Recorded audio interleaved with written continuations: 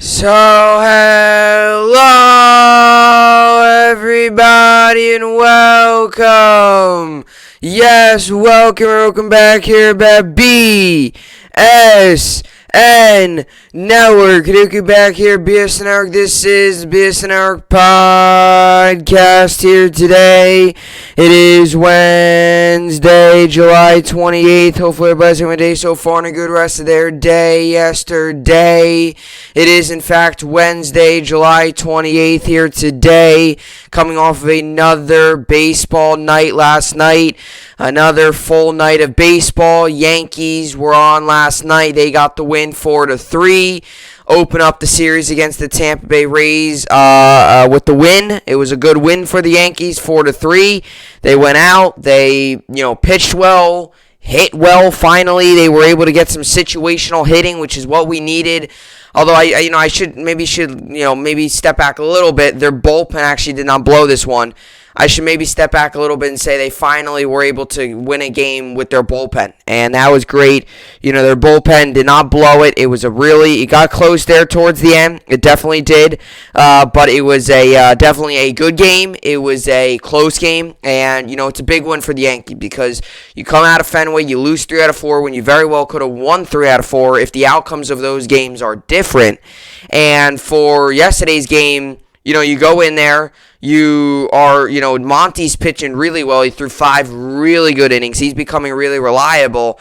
You go in there, he pitches really well, and you finally get up runs. You're doing all that. Then Britton comes in, struggles a little bit, and at the end of the day, you get the 4-3 win. And the Mets yesterday lost as well, 12-5. They got smoked. Tough day for the Mets. Tough day for them. They got to figure out their pitching because their pitching's really good with DeGrom, Stroman, Walker. It's when you get down to the Eakoffs, the guy that pitched yesterday, 4 innings, 6 runs allowed or something. Their pitching at the bottom of their rotation has been struggling, which is why they went out and got Rich Hill. As if you're a Mets are hoping that Carlos Carrasco can eventually come back. Noah Syndergaard can eventually come back. We don't know when, but hopefully sometime in the near future. That's what's holding back the Mets from being a very good team and being where they are now, which is a good team, but not up there with some of the better teams out there. If they have 1 or 2 more really good pitchers, then you're talking about a team that's going to run away with this division. The reason the division is still wide open is because the Mets, outside of their 3 pitchers, their bottom 2 pitchers, there's been guys coming in and out. You had, you have Loop start some games, and you had, Eakoff, you have Taylor McGill at the beginning of the season, or now, and then you had David Peterson. You've had 5-6 different guys. It's been trial and error, and it's still they've not found the right piece yet. So we'll see how the Mets continue to do this, how the Mets continue to, try to find quality pitching when they get to the bottom of their rotation, because the top of their rotation is arguably one of the best in baseball, especially headlined by the best pitcher in baseball and Jacob deGrom. The other parts of the rotation is where the weaknesses come in. And that's almost every rotation, but especially with the Mets. A lot of moving parts there. So the Mets take the loss yesterday, 12-5. So they will play again today against the Braves. It's a long series, I believe, today, and then tomorrow is it for them. It's crazy. It's like a 5-game series stretched across 2 days, because you had 2 games on Monday, you had a game yesterday, game today, then you had a game tomorrow. So technically like a 5-game series. One of the games was a reschedule from another time they played, so technically it was only supposed to be a 4-game set, but either way, they will play again tonight. Yankees also will be second game of the 3-game set tonight in Tampa before tomorrow's game, which is hopefully the going for the sweep. You gotta hope we get the win tonight. Chapman nailed out in the save last night, and I said it, I'm saying it. Throw fastball. We saw what he did his first 2 at-bats. He threw fastballs. The thought did cross my mind that he was about to have an immaculate inning because he had 5 straight strikes. All you had to do was get 1 more strike, then strike out Wander Franco on 3 pitches, which didn't happen. But that's fastballs. Throws a slider or sinker, whatever. It was a line out to Greg Allen. He made a really nice play. Then you have the walk to Wander Franco. His off-speed has not been good. Now, yes, he did get the off-speed to strike out Nelson Cruz. I get that. Nelson Cruz he's hit him very well in his career. including a walk-off homer earlier this year. So I could see why he might have wanted to trick him there, but his off-speed's been off this year. His fastball, 101 up in the zone, that's one of the hardest pitches, I think arguably the hardest pitches to hit in baseball. A fastball up in the zone at any speed, 97, 98, 101. He threw one yesterday, 103. I don't care if you're throwing it 91. A fastball up in the zone, any pitch up in the zone is extremely hard to hit. It's his most dominant pitch. He's got to continue to throw that. So, Yankees today, Mets today as well. Let's get to the topics for today's podcast. A lot in store. Obviously, Jets training camp starts today. I have a story on that in the second topic. But the Yankees have made a trade. Last night after the game, the Yankees made a trade. They traded relievers Luis Cessa and Justin Wilson to the Cincinnati Reds for a player to be named later. So a cash dump, two players that... one's having a really good year, one's struggling. One's having a terrible year. And Luis Cessa's having a really good year this year. Justin Wilson's having a really bad year this year. Not what the Yankees wanted him to be. So I want to get into this move, get into my thoughts, talk about what this move could mean, because I do believe now that we've made this move, there could be maybe another bigger move in the works now. Salary dump off, creating some space, creating some room for maybe another bigger move. But realistically, I also want to get into Wilson and Cessa, kind of their impacts on the team, what they did. Cessa did a whole lot more than Wilson. We'll get into that, talk about that trade, and really what's to come with the New York Yankees here at the trade deadline. Then I want to get into Zach Wilson and the New York Jets. He is yet to sign his rookie contract, so it's what it means is he's not at training camp yet because he hasn't signed his deal yet. They are still like in a negotiation process of starting or trying to agree on a deal. It's definitely a little tough as a Jet fan because you want to see him out there, you want to see him playing, you want to see him practicing, you want to see him getting ready. He's not at training camp yet. So training camp, the first practice was today. He is not there yet. I believe he's probably still in California working out with his private quarterbacks coach that is training him alone. So I want to get into this deal. I want to get into kind of my thoughts on it. One, I know how I feel about it because I know a lot of Jets fans have mixed feelings. I know some are really worried that they're not going to be able to get a deal done. I know some are really, anxious. I know some are like me that, I do believe a deal is going to get done. I think it's just a matter of time and waiting it out. Joe Douglas seems to do this a lot with deals.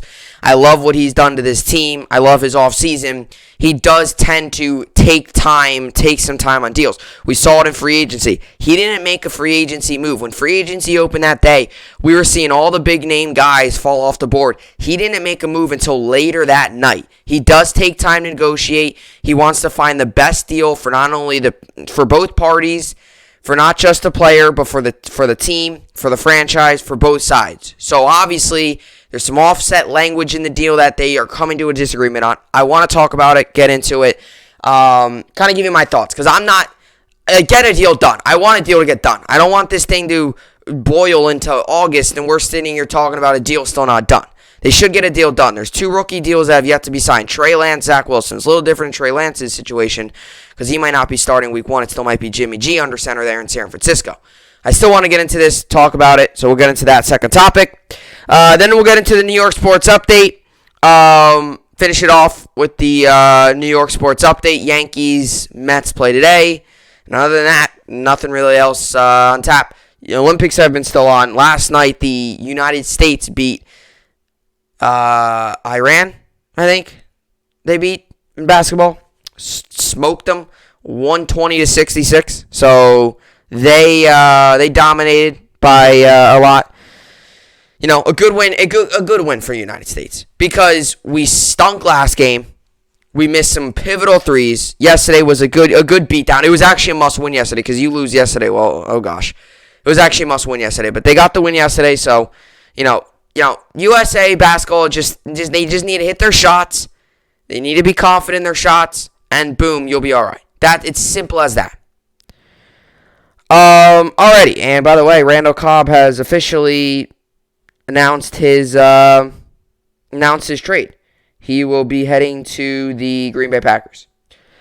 All right, but anyway, with all that being said, this is the BSN Podcast, and let's get right into it. All right, so New York Yankees trade relievers Luis Cessa and Justin Wilson to Cincinnati Reds. Yes, you heard that right. The New York Yankees have made a trade that's sending relievers Luis Cessa and Justin Wilson to the Cincinnati Reds for a player to be named later. The player has not been named yet. Player to be named later pretty much means that a player in a little bit here will be named to the trade. Usually it's no one big. Usually it's just a prospect. The player to be named later is not going to be like Joey Votto or Nick Castellanos or one of those big name players on the Cincinnati Reds. But yeah, the Yankees make a trade after their 4-3 win last night against the Tampa Bay Rays, which was a very good win. And I said it earlier on in the podcast, it was a good win. It's a solid win. Anytime you can get a win, especially in a season that's been so difficult. There's been so many highs. There's been so many lows this season. There's been a couple highs here and there, but it's been a very tough season for the New York Yankees. Nothing's came easy for them, and they're finding way. They found a way to win last night. Got a couple big hits. Got a couple, got a big pitching performance out of Monty. A good way to start the series against a team that you have really struggled with. So it was a good win for the Yankees. One thing that it's pretty crazy. This is just how sports are. Is last night they were showing Chapman in the bullpen, sitting down when Britton was up, and they were kind of talking about could Chapman come in. Chapman came in, nailed down the save, all that good stuff. So Chapman was sitting there, and he was talking to Luis Cessa. And boom, after the game, Luis Cessa is now Cincinnati Red. That's how sports are, people. That's how it is this time of year at the trade deadline. Is boom, just like that, you could be traded. Like, he was just there with the Yankees, and now he's getting traded to the Cincinnati Reds. Now, I'd assume that they probably might have told Cessa before the game. Maybe they didn't. Sometimes they don't. Sometimes these guys don't hear about anything until after the trade's done. Sometimes they tell them, hey, look, your name's in conversations. We'll see how it plays out. He still might be with the team, but he still might know. Who knows how it all played out. But yeah, that's just, I found it crazy because he was sitting there talking to Chapman, and literally an hour after the game, he got traded to Cincinnati Reds. That's how sports are. Moves can happen anytime, especially around here with the trade deadline. They talk about it. It's actually one of the harder times to win baseball games because guys sometimes are so caught up in their own business, so caught up on the news and what's going around the league, and so caught up in, oh, am I going to trade? They all of a sudden hear a rumor that they're going to get traded, and all of a sudden things start going wild. So that's why trade deadline time of the year is such a hard time. And the NHL, actually, sometimes they have built-in off days for that. So I just thought that was interesting. But yeah, the Yankees making a trade. Now, like I said, this by no means is a massive trade that's going to create storylines and going to blow up across the MLB. It's not, okay? It's a small move. It's a deal where we're trading two relievers. It's a salary dump type move. And it's a move where we get a player to be named later. We'll see who that is. I would assume it's probably going to be some minor league prospect. We'll see if he ever turns out to be anything, not to be a Debbie Downer, not to have belief, but usually the players to be named later tend to get lost in the minor league systems, and you forget about him. You never even hear the guy again. He very well could get traded, all that stuff. There's always moves happening in the minor leagues that we half the time don't even know about. So, the New York Yankees, obviously this season, bullpen's been a big issue. It's been a big issue for the New York Yankees this season is their bullpen. And actually, at the beginning of the year, we had arguably the best bullpen in baseball where we were closing out games. Chapman, in his first, 9-10 appearances, didn't allow a single run. He was arguably at that time the best closer in baseball for the first month of baseball. Him and Josh Hader were both up there. And then all of a sudden, he started to struggle. You had IL stints for Wilson, who just got traded here. And you had IL stints for Darren O'Day, who is now done for the year. That's when guys like Wandy Peralta had to come over. Nestor Cortez, he started to get a bigger role. And things like that started to really happen. And all of a sudden, the Yankees bullpen starts to take this odd turn like, geez, okay, number one, our closer has not been good. That was Chapman. Chad Green came into the closer role. He closed like one or two games, and now he's kind of been out a little rocky here. You have guys like, Cessa, who's actually been better. He's actually gone better throughout the year. I'll get to Cessa in a second. Wilson's been terrible this year, who we traded. Get to him in a second as well. So all of a sudden, you start to look at the bullpen, and you're like, we can't, Britton's had an injury-riddled season. He's been up and down, and he's had a tough year. This is not Britton's year. He's had an injury-riddled season. He's just had a down year. Simple as that, no other way to put it. He worked himself in and out of a jam last night. So the bullpen's been an issue, and we've seen it. We've blown so many games off the bullpen. We blew 2 games in Boston over the bullpen. You see guys like Loizaga. He's been one of our higher-end relievers. There's been a couple guys that have been really good, but there's also been about 5-6 guys that have failed to do their job and failed to live up expectations, and that's been frustrating. That's what's been hurting the Yankees this season, is blown leads and blowing games on your bullpen. Yankees get a lead, 5-2, up just like that. You turn and, oh gosh, this guy's rounding the bases, grand slam, 6-5. That's what it seemed like this season with the New York Yankees. And as a Yankee fan, I have actually, watching games, I used to trust the bullpen a ton. Like when the bullpen would come in, I used to be like, okay, we're fine, bullpen's coming in, it's a 5-1 game. Now, you still have to be at the edge of your seat with a 5-1 game. Because all of a sudden, okay, it's first and third, nobody out, 5-1 game. You're like, wow, one swing in the back can make this game a 1-run game. That's been the feeling for the New York Yankees in their bullpen. So we did go out and get Clay Holmes 2 days ago. Not a huge name, guy to add some bullpen depth. Maybe he does something, maybe he doesn't. But with this, with Justin Wilson, Luis Cessa, Wilson this season has been awful. Okay, he's been a huge bust for the New York Yankees. Not that when we signed him, and I actually liked the signing at first, because the Yankees needed bullpen depth. They needed, some depth. I didn't love the signing. I hate the signing. It was a signing that I was like, all right, good. We signed him. We get some depth. We get a guy that's going to give you an inning or two every so often. That's kind of the thought process behind it. But he's been awful. I mean, he hasn't been able to give the Yankees an inning or two at all. It's a guy who, when we signed him, he wasn't supposed to be our high-end reliever. He wasn't supposed to be the guy that's going to give you big innings every night, night in and night out. He was supposed to be a guy that every so often would come in. Maybe it's a 4-run game. He comes in a jam, bases loaded, 1 out. Not a crazy high leverage role, but a guy that, could come in after a big start, like a 5-inning start. He could give you some length, 1 or 2 innings. That was really what he was for. And I'm not trying to downgrade his value, because those guys are good to have, those depth guys that can come in and give you 1 or 2 innings every so often, not every single night, not every night, like a Chad Green, like a Jonathan Loizaga, those high-end relievers. He's not that. He couldn't even do that this season. He really couldn't. And I'm not trying to be mean. I'm not trying to be negative, but he was terrible. I mean, as simple as that. He was awful this season. And it was frustrating watching night in and night out when he would come out there and he would just not be able to, just get a 3 outs. Just not be able to get 3 outs. I understand it's not as easy as it is. It's not as easy as it, it's easier said than done to get 3 outs. It's easier said than done to do a lot of things, but, they got to a point where he would come in with a 5-run lead, and he would let up, 2 runs an inning, and boom, it's now a 3-run lead. And he was terrible this season.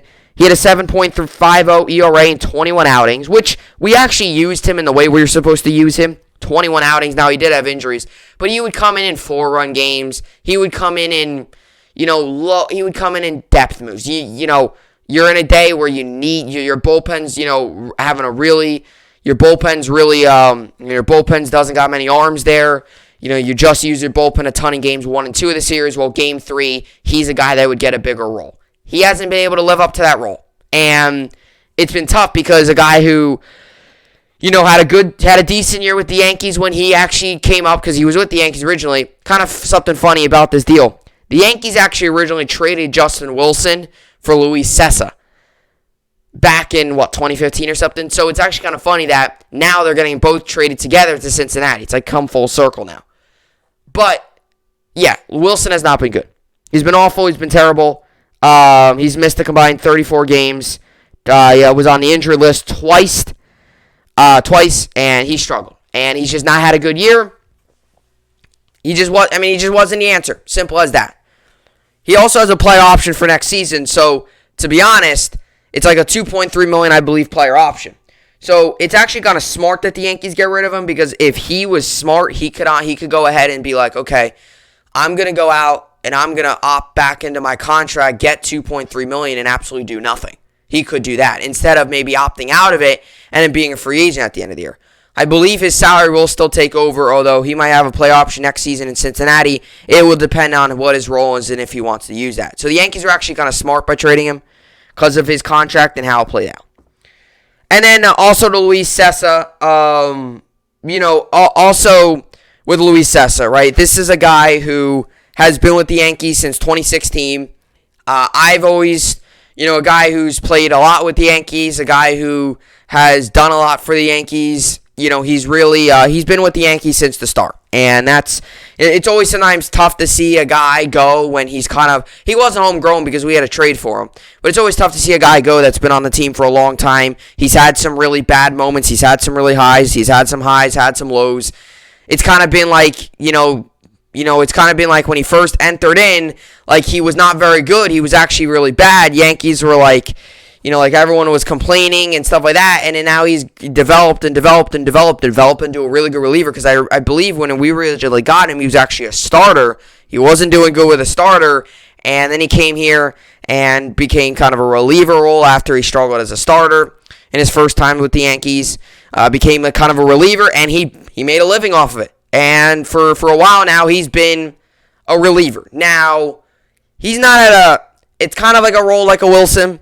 He's not a high-leverage guy like a Chad Green or a Jonathan Loaiza, but he's a guy that, he'll come in, he'll give you length. For example, let's just say your pitcher only gives you 3 innings.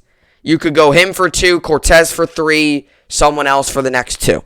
Or you could go out and throw him out there for 3, because actually this season I believe he had a game. He's a distance kind of guy. He could give you distance. He could give you 2-3 innings.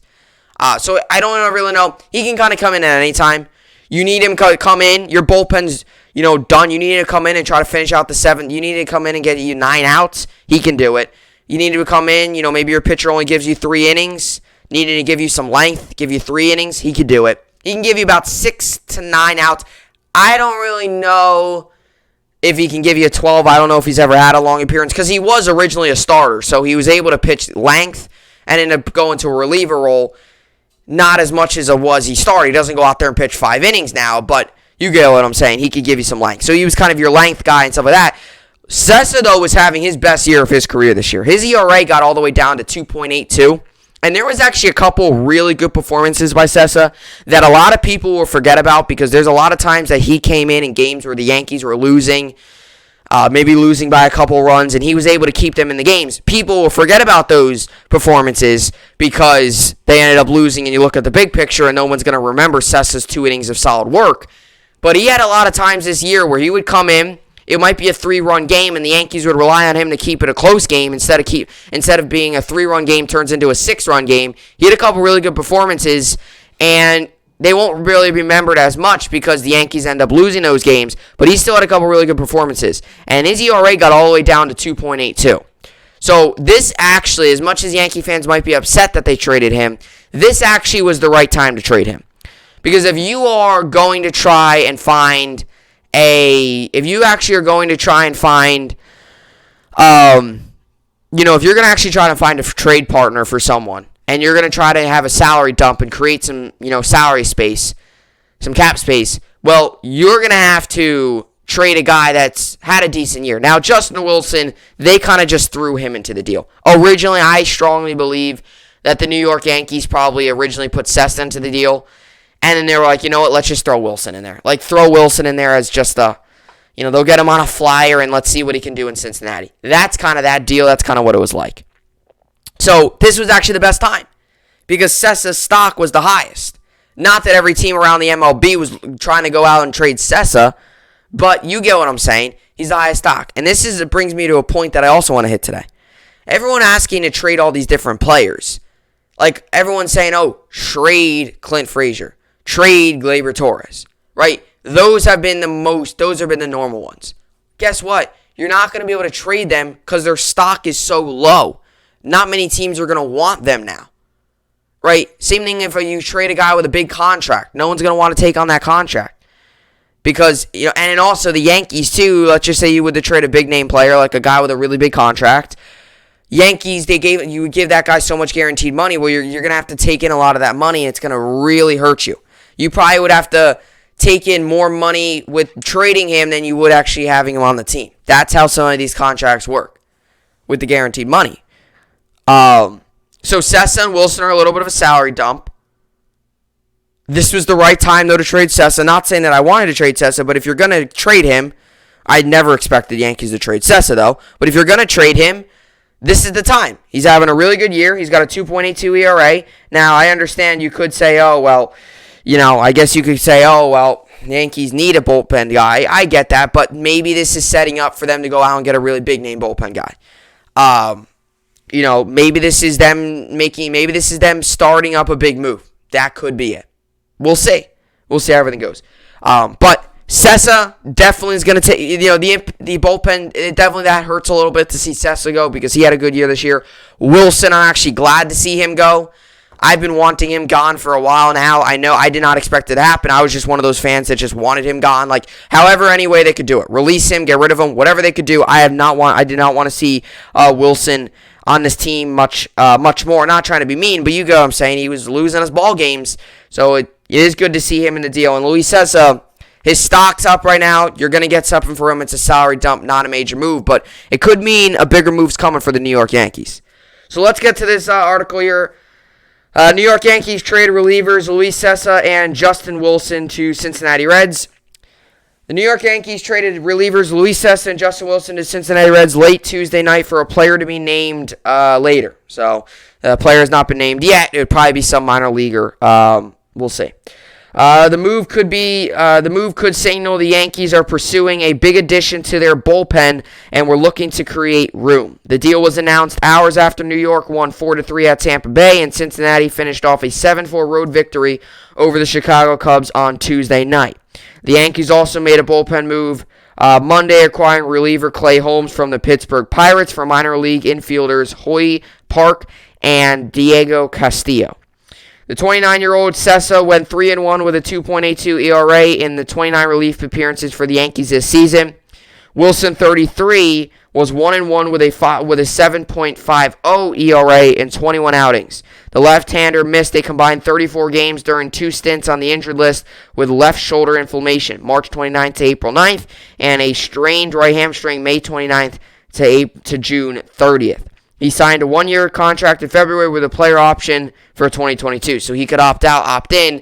I would assume with him, and this might be the reason why the Yankees actually got rid of him, because after this year, he could have been like, I struggled this year. I'm not going to go in free agency. I'm actually going to opt into my contract, take the $2.3 million, and do absolutely nothing.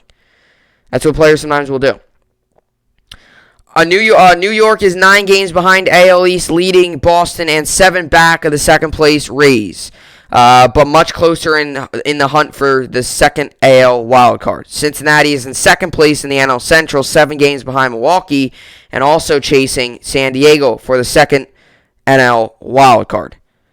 So, obviously, Yankees are chasing the wildcard along with the Reds. Not going to get too much into the Reds. Kind of want to really nail on the Yankees here. And now let's look at kind of what the bullpen now looks like for the New York Yankees. I thought this was a really good article to look at here. Let's see. The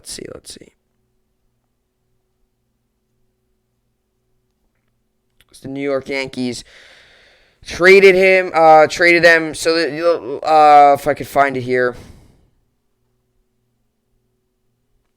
It has not officially been up on the transactions list here. Or actually, it is.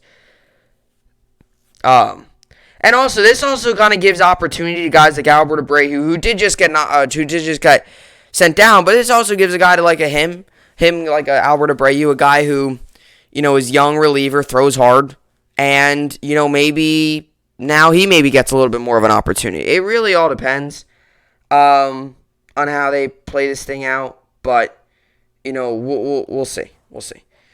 So like I said, it all depends on how the Yankees do this. This could be the sign of a big move, a salary dump. It sounds like a move. This is not a selling move. Like, this is not a move that's telling us, the Yankees are going to sell. If anything, this move's telling us that the Yankees are going to buy. If they're going to sell, they would sell higher than this. You would give up way more than just this, personally. That's what I think. That's just me, though, that I'm not always right with everything. So we'll see. So this is what I wanted to read here. Is a little bit of his thingy. So Yankees trade likely. Yankees trade 2 other moves. Wanted to clear 40-man spots. Did not consider Wilson and Sessa critical to playoff chances. Wilson also had a $2.3 million player option for 2022 that New York will now escape. Team looking to add to upgrade bullpen, possibility add shortstop, left-handed bat. So, that's kind of what that is. That Ken Rosenthal sent that out last night after the trade. Obviously, they did not see them pivotal to the playoff chase. Now, I kind of want to reword that a little bit. They obviously felt that they were their most kind of trade targets that they were okay with letting go. Because don't see them pivotal to playoff chase. Wilson definitely no, but when you get deep into the playoffs and your bullpen starts to get worn down, Sessa could have came into a little bit of a bigger role. Not saying he would have been a playoff MVP, but you get what I'm saying. So, and that's why I actually like something that I like about this deal so much, because Wilson had such a bad year this year. His 2.3 player option, he could have opted back into that. Because let's just say, in a way, too, a lot of players will do this. Like, if he opts out of that, he would not be smart to opt. If he opted out of that contract and the Yankees didn't trade him, that would not be a smart move. That would be very dumb. Because then he would enter free agency and no one's going to give him the money after this year. 2.3 is not that much considered to what some guys are getting paid. But instead of entering free agency and possibly going unsigned or signing for a team for a whole lot less, he could then, player option, opt back in, knowing he had a bad year, opt back into it and still get paid a ton and be on the team again. That's what the Yankees avoided in this. Like, secretly in this deal, I don't think many people realize that, but that is that's like I like about. That's what I like about this deal. Like I said, I don't love or hate this deal. Like, this is just another deal. But one thing I do like about it is the fact that Justin Wilson's gone. Sessa, he's been with the Yankees for a long time. So to see him go, it's not incredibly hard, but it's something that it's something that the Yankees, it's going to be a little different without him in the bullpen because he's been there for 5-6 years. But yes, definitely Justin Wilson. That's kind of that. So, but yeah. So Yankees, does this mean there's big moves ahead?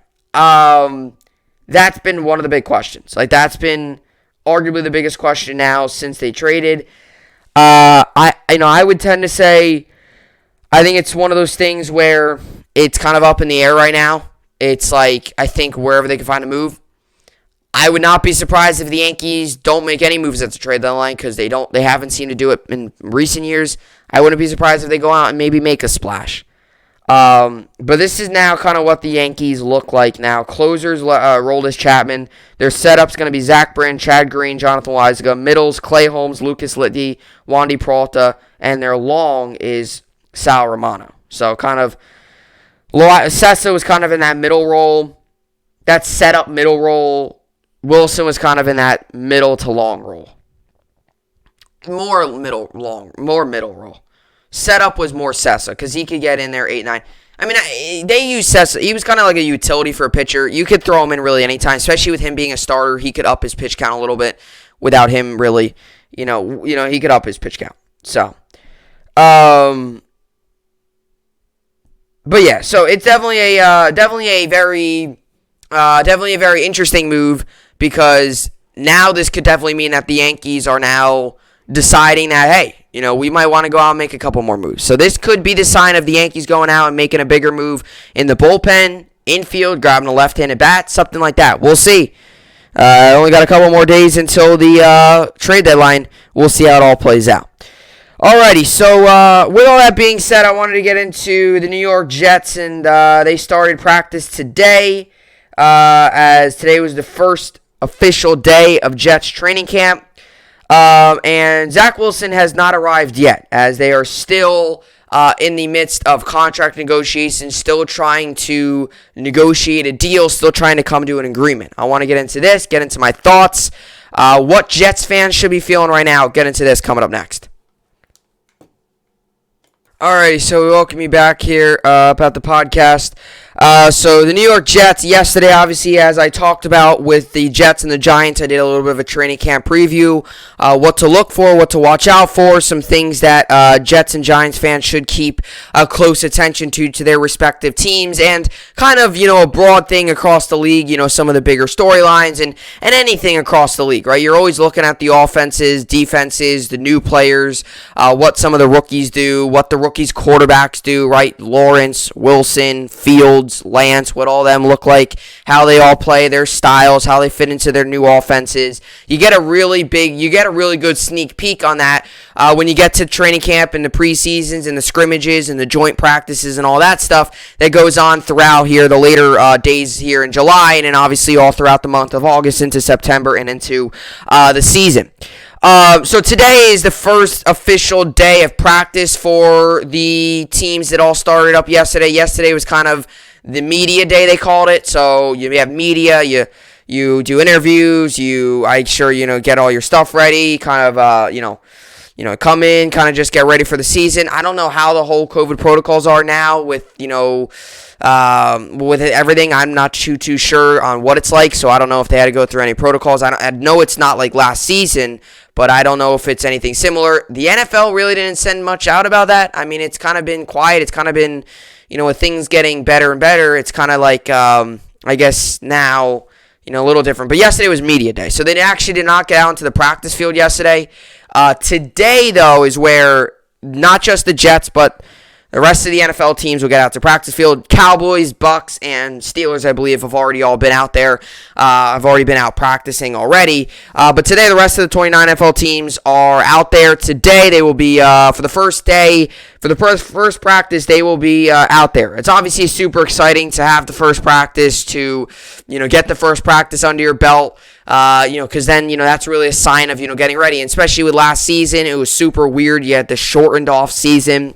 You had training camp, but you didn't have any of the mini camps and everything like that. Everything was like virtual. Training camp was super weird because now like meetings can be held more in person. Training camp last season, you kind of went there, you practiced, you went home, and then you had to hop on a Zoom call and do a meeting. It was super weird, much more normal this season, which is good. So the New York Jets obviously opened training camp today, and obviously the big storyline for the New York Jets, not just for the New York Jets, but really throughout the league, is all the rookie quarterbacks and Zach Wilson. So Zach Wilson, obviously the number 2 overall pick, remains unsigned. So the New York Jets opening training camp with unsigned number 2 overall pick, Zach Wilson. So Zach Wilson, obviously the New York Jets, number 2 overall pick in the 2021 NFL Draft, has not gotten signed yet, have not officially signed his contract. So technically he's on the roster, but his roster status is unsigned. So he's not like, he's on the Jets, but he's like, his roster status is like unsigned. So this could mean a couple different things. Now, obviously heading into training camp, it's definitely, there's going to be starting to get a sense of urgency around the Jets. Like, we got to get a deal done. A deal's got to get done soon. And I do feel that a little bit with myself. Like, I want a deal to get done. Like, he's our franchise guy. I want him getting out there. I want him getting the reps. I want him getting the practice time. I want him building chemistry with the receivers. Yeah, he had mini camp and rookie OTAs, but training camp's completely different. You really start to ramp up the live action. You really start to, get into really game scenarios, a lot more game scenarios than you do in mini camp and OTAs. That's all the way back in May and June. Now, July and August, you're just about a month out from the season. It's a whole lot different. You really start to ramp up. That's my one concern here. Is I just want Zach Wilson, being a rookie, being a new guy in the league, being a guy that has got to develop, got to learn, still's got a lot of still got a lot of stuff to learn. He needs as much practice as he can get. He needs as much opportunities as he can get to build chemistry with his new receivers, to build chemistry with these coaches, to learn the playbook even more, to watch more film, to really just continue to build chemistry, continue to build trust with not just his receivers, his running backs, but the entire team, the guys on the roster, the coaches. That's what it's like building as a rookie. You got to build trust. You got to build chemistry. You got to build, you got to really build, teamwork. You got to build a lot as a rookie. Because you're, a rookie, like, coming in as a rookie, it's a little weird. Because like I'm obviously no rookie. I've never been a rookie before entering like a pro football franchise. So it's a little different being in the NFL and being a rookie. But being a rookie, like, you just walk in like you're there. Like, it's kind of like everyone else is all glued together, and you have to try to figure out a way to get yourself into the system, have to figure out a way to get yourself all ready. That's kind of what it's like being a rookie. Is while everyone else is all, while everyone else knows each other and is already, talks, knows each other and all that stuff, you have to kind of fit in, and you have to find a way to blend into the group, and that's building chemistry, that's learning, that's knowing the playbook, that's, building trust with not just your teammates, but your coaches, the organization, right? Being smart, working, film, meetings. That's what it takes to be really good. That's what it's going to take to be successful. And that's what it's going to take to be a very solid NFL, MLB, NBA, NHL player. Whatever your sport you're in, being a rookie, it takes a lot of work. You got to really live up to it. So that's the only thing that I like. That's what I want Zach Wilson to do. Like, training camp, these are big reps for him. Like, these are big opportunities for him to, really learn and really start to build chemistry with his receivers. Because now this is really where you start to get, like, the practice week, game day type vibes with training camp. Fans start to come back. You get to go to the stadium with the green and white scrimmage. You have joint practices. Now, all of a sudden, things are starting to get where, like, things are starting to really ramp up. And Zach Wilson, he can't miss that. Like, they've got to find a way to get a deal done. Because he can't miss that. He can't miss these reps. He can't miss these big opportunities to grow and learn as a quarterback. Now, of course, I get it. It's the first day of training camp. It's July 28th today. Okay? If we're sitting here middle of August and he still isn't signed, then there's a major problem. So, to those Jets fans out there that are extremely worried that Zach Wilson isn't going to sign a deal, stop. Okay? That's not true. Because Zach Wilson, it's the first day of training camp. If he misses, the same thing happened with Darnold. Actually, same thing happened with Darnold. For the Jets fans out there who actually think this is a first, it's actually not. Not a first. It actually happened with Darnold. Darnold didn't start practicing until 3 days into camp. So he missed like the first 2-3 practices, and then he started to go in. Now, I know Darnold never had a successful career with the Jets, but I don't think missing 3 practices was the reason because of that. But I'm just using an example. Darnold actually never signed his deal until 3 years in. Or 3 years in. He's with the team for 3 years. 3 days in. So actually, it even took some time for him to sign a deal. Now, right now, it's July 27th. And this is my only thing. It's not so much that he's not signed, but it's like you get a new franchise quarterback. Like, all the years of the Jets being an awful franchise and making all these terrible moves because we've made millions of terrible moves. All these years of being awful and being, joked about and, being the laughing stock of the league. It's finally like the New York Jets finally have a good management. Joe Douglas as the front office, GM. You have, Robert Saleh, his staff, right? All that stuff. Like, like all these years of being terrible, the New York Jets finally seem to be erasing that. And now this pops up.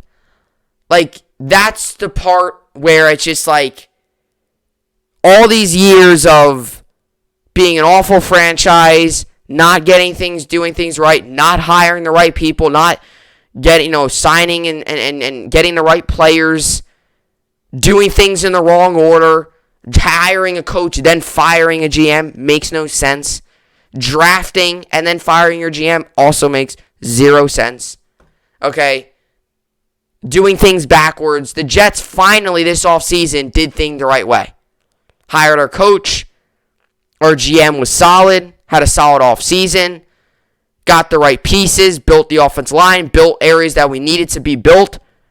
And now this pops up. It's just like, get a deal done. Focus on the season and let's get going. That's my take on it. And I'm not parting with one side or the other. I think Douglas, I kind of thought of this too yesterday.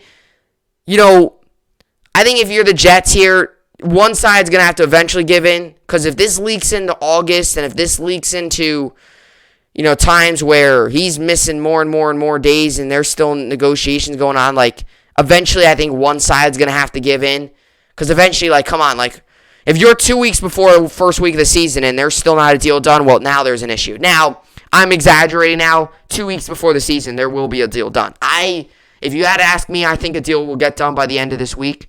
At latest, like Friday. I could very well see a deal getting done today. I could see it getting done tomorrow. There's a lot of time left. People don't realize. People are too busy looking at the big picture. They're not looking at today's July 28th. And I understand time flies and all that stuff. But today's July 28th. Okay, the first game of the NFL season is not until September 12th. There's a big time. if he misses 3 practices, it's not gonna make or break his season. It's not gonna make or break his career if he misses 2 practices.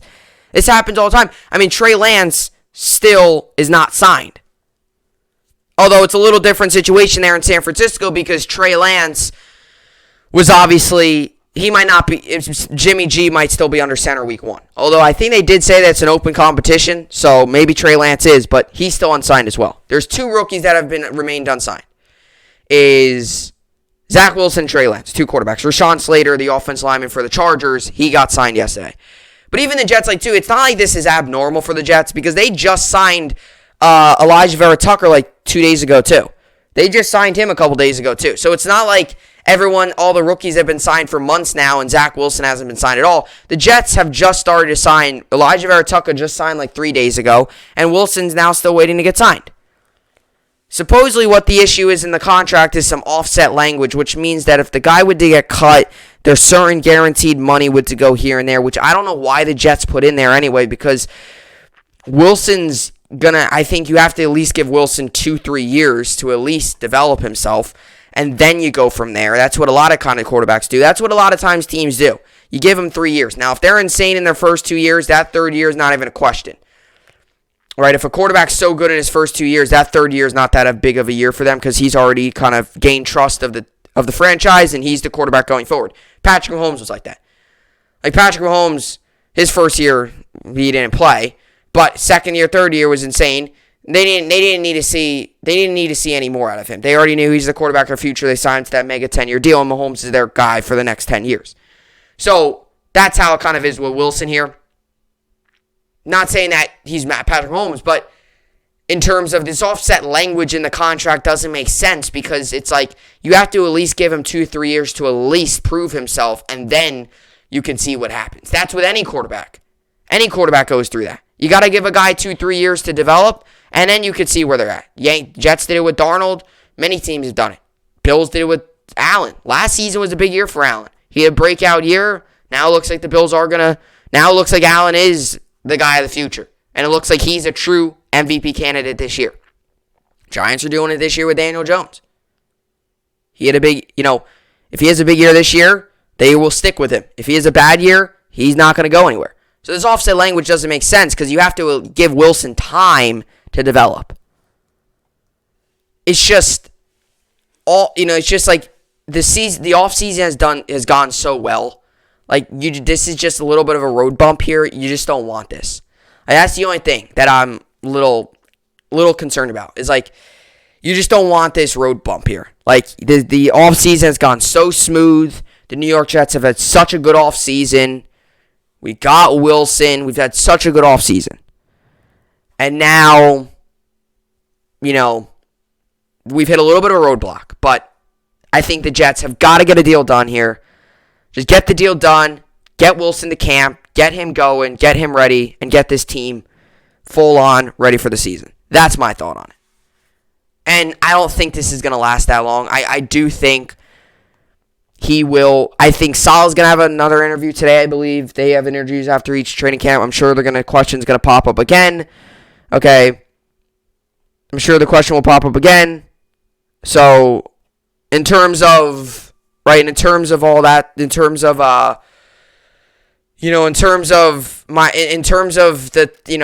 all this stuff about, how long is this going to take? It's going to get done soon. It's not going to take that long. It's just one of those things where, just get the guy to camp. Just get Wilson to camp, get him going, get him practicing, get him going with the team. That's what I want the Jets to do. And today's the Jets' obviously first full day of camp where they will actually start practicing. So, we'll see. But it's just one of these things. I'm just hoping that he is at camp soon.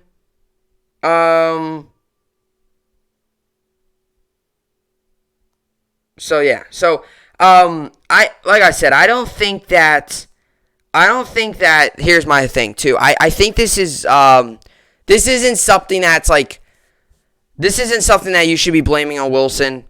This isn't something that you should be blaming on any side. It's just a negotiation there's a little bit of an issue. There's a roadblock in the road with the negotiation. There's like offset language. There's a roadblock that the New York Jets are hitting. I don't know if you blame this. You don't blame this on Wilson. I think you more blame it on, this is more on Joe Douglas. You don't blame it on Douglas, but this is more on Joe Douglas and Wilson's agents negotiating on this deal. This is not on Wilson. Wilson's training right now. It's not on him. So, like I said, just get the deal done. Get Wilson to camp. Get him ready. Get him going. Get him working with his new teammates, coaches, learning the playbook more. And let's get ready for the season. That's all I got for Zach Wilson and his contract situation. Just get him to camp. That's all I'm asking for. That's all. That's it. It's pretty much as simple as that. Alrighty, so let's get to the New York sports update to finish off the podcast here today. As for yesterday in the MLB, Cheaters won, Rockies won, Padres won, Giants won, Tigers won, Reds won, Rangers won, White Sox won, Nationals won, Marlins won, Cardinals won, Brewers won. Braves won, beat the Mets yesterday 12-5. Mets moved to 53 and 46 on the season. Yankees won yesterday 4-3. Yankees moved to 52 and 47 on the year. A very good win for the New York Yankees. Doubles by Greg Allen, Urshela, and LeMahieu. Lamar had a home run. And RBIs came from Lamar. Urshela had 2, and LeMahieu also added on with an RBI. Urshela had a very good performance coming off the COVID IL. He went 2 for 4 with 2 RBIs. Judge also got a hit. He went 1 for 4 yesterday. He had a single in his first at-bat back. And, Chapman nailed down the save. As I mentioned, I said this yesterday. I'm going to say it again today. Or said this earlier in the podcast. And I also said it yesterday, too. Chapman's best pitch is that fastball up in the zone. Okay? In baseball, everyone talks about, the knuckleballs. Or not the knuckleballs. The knuckle curves, the curveballs, the sliders, the sinkers, the changeups, the mixing of speeds, throwing 95, then dropping it down to 88. I understand all that. I think some of the best, simplest pitch in baseball is a high fastball up in the zone. It works really well. Some guys will tell you that they would bet $100 that ball's rising up in the zone. A baseball can't rise, but you got what I'm saying? It's up in the zone. It has the illusion of it looks really good. So it's like it really is like up in the zone, right? A lot of different things. So that fastball, 101 up in the zone, his best pitch. He locates it well, too. His off-speed, he struggles to locate it. Don't believe me? Look at that Wander Franco at bat. He threw like 3-4 off-speeds in a row, and boom, walks him. Fastball up in the zone, his best pitch. Alrighty, so let's get to the games today. Indians, Cardinals, I'll give Indians the win. Twins, Tigers, give Twins the win. Blue Jays, Red Sox, give Blue Jays the win. Cheaters, Mariners, give Cheaters the win. Padres, A's, give Padres the win. Brewers, Pirates, give Brewers the win. Marlins, Orioles, give Marlins the win. Phillies, Nationals, give Phillies the win.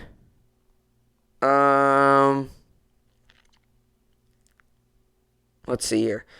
Blue Jays, Red Sox, no other. Give me the Red Sox in game 2. We'll get to the Mets in a second. Diamondbacks, Rangers, give Rangers the win. Cubs, Reds, give Reds the win. White Sox, Royals, give White Sox the win. Angels, Rockies, give Angels the win. Dodgers, Giants, give Dodgers the win.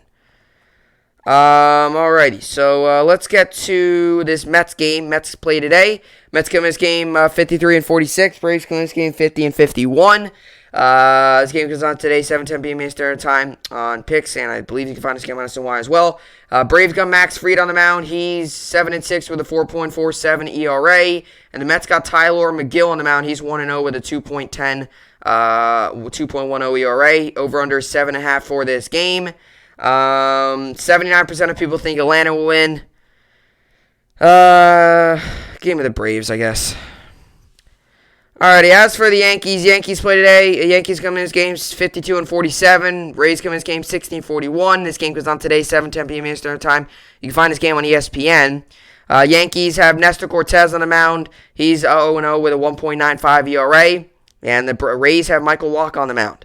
He's 2-2 with a 5.16 ERA. The over-under for this game is 8.5.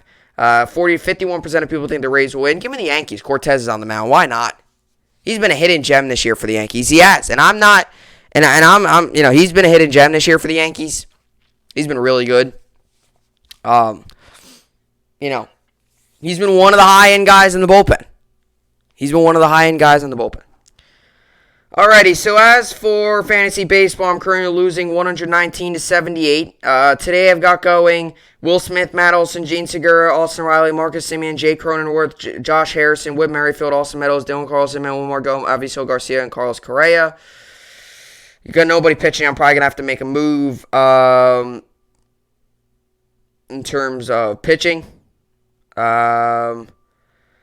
All right, and we got some injury updates as well. So we actually got an update on Christian Yelich. He's on the COVID list. So Brewers president of baseball operations, David Stern, said Yelich was placed on the COVID-19 injury list Tuesday after testing positive for the virus.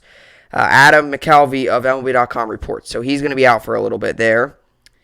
Bregman, we got an update on him. Bregman, quadricep, started at third base and went 0 for 2 with a walk for AAA Sugarland on Monday. I believe, did I say that? I think I talked about that yesterday already. Yeah, I think I already talked about that yesterday. So that's just an older update. And we do have a new update on Boone. Voit coming from Boone. This came out pregame yesterday. Manager Aaron Boone said Tuesday that Voit knee is very close to being activated from the 10-day injured list. Brian Hoke of MLB.com reports. So good news there to see that Voit's coming back, not just for fantasy, but for the Yankees. First base has been such a struggle this year, and Voigt's been on and off the field. He's had an injury-prone season. I mean, you're going to have these throughout your career. You know, guys always have them every once in a while. You know, there's always a couple seasons where one season you get hammered with injuries, and that's it. Some guys, it seems like it's happening every year. Some guys, it happens every so often. Voit, this has been it. I mean, he's had a couple injuries here and there, but it's been nothing major.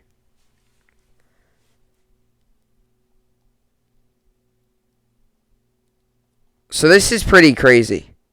So, two stories here. Scherzer could be dealt today. Max Scherzer trade rumors. Giants, Dodgers, Padres among suitors for National Star. So, 3 teams in the NL West, which is just a stacked division, are looking for Max Scherzer, and he could be traded today. And then another name, not that this means everything, but Cubs star says he would play second base in order to join Mets. Francisco Lindor in free agency. Javier Baez in free agency. I would like to play with Francisco Lindor. So maybe the Mets have another guy that comes at him. Yankees have not made another move yet. They continue to clear roster spots and some money. But yeah, this is wild. Max Scherzer could be dealt today. At the beginning of this season, did any of us expect Max Scherzer to get traded at the trade deadline? I don't think so. I really don't. I mean, I know some people thought last year maybe they could trade him. He kind of had a down year last year once again. Weird COVID season. He had like an ERA above 3, which is not really normal for Scherzer. But this season he's having a good year. 2.83 ERA. His last start was actually against San Diego, where he actually pitched well. 7 innings, 4-run ball. 4 hits allowed. 2.83 ERA this season. He's got a career 3.19 ERA. He's been really good since he joined the Nationals. Like he was a solid pitcher in Detroit, struggled a little bit in Arizona. Arizona was his first 2 years. Then he was with Detroit there for a little bit. He came to the Nationals, 2.79 ERA, 2.96, 2.51, 2.53, 2.92, 3.74, 2.83. So he's came to the Nationals. He's been really good. And he's been their ace. He's been their dominant pitcher. 8-time All-Star, World Series champion, All-MLB first team, 3-time Cy Young winner, 4 times win leader, 3-time NL strikeout leader. He's pitched 2 no-hitters, pitched 2 immaculate innings, tied for MLB record for strikeouts, 20 in a 9-inning game, tied MLB record for strikeouts, 250 strikeouts, and 5 straight seasons. So he's got some MLB records. He's 37 years old. He's still pitching at a high level. Whoever gets Scherzer, talk about a move that's going to propel your team. That's a move that could make your team go from here all the way here, especially for the Padres and Giants. Because the Padres this season, let's be fair, they've had a very good season. They've had a really good production from their hitters. Tatis, Cronenworth's had a very good year. He's an all-star. Hosmer, although they might trade him now that they got Adam Frazier. He's had a decent season, batting like in the 260s. They just got Adam Frazier. Machado's had actually a good year. As much as I don't like Machado, got to give it to him. So there's actually been a lot of production. Their bats, Slam Diego, that's their name. But their pitching, their pitching's been iffy. Musgrove's had a good year. Chris Paddock's been injured. He's had a tough year. Blake Snell has not been good, especially on the road this season, especially in first innings. He's really struggled this season. For a guy that was the big prize of free agency for the Padres last season, they went out, got Snell, and got Darvish. Darvish has been good. Snell struggled. So to get another lefty in there definitely would be good. Right? I think, no, my bad. He's a righty. My bad. So, not a lefty. He's a righty. So get another righty in there would be good because Snell is, to even out that lineup a little bit because Snell's a lefty. And then Darvish, I believe, is a righty, I think. So you get a righty, lefty. But Darvish has been good this year, too. You look at his numbers. He's got 3.27 ERA. A couple weeks ago, he's been struggling a little bit recently. He got his ERA all the way down to 2.25 this season. He got his ERA down all the way down to 2.25. So he's now back up. But he was an all-star this year, I believe. Yeah, he was an all-star this season. Blake Snell's really struggled this year. So to get Scherzer in there, obviously at the beginning of the year, Joe Musgrove hit the no-hitter. The Dodgers, well, with Trevor Bauer and his off-the-field issues, I guess they make sense. And, Walker, Buehler, and guys like that. And then the Giants, too. They all have similar needs because the Giants have Gosman at the top of that rotation. But other than that, they're good. They're nothing special. They all three could use him. All three of those teams, Giants, Padres, Dodgers, could easily use him. And that could change the division, change the wild card, change a lot with just one move getting Max Scherzer. And there was a report came out yesterday, too, about the Nationals that everybody's available except Juan Soto. So some big names could be dealt. We'll see. But anyway, with all that being said, that will do it for the podcast here today. There's my little Nationals blurb for the final little bit. But yeah, with all that being said, that will do it for the podcast here today. Hopefully you all enjoyed it. I will see you all back here tomorrow. Hope you enjoyed it, and thanks for watching.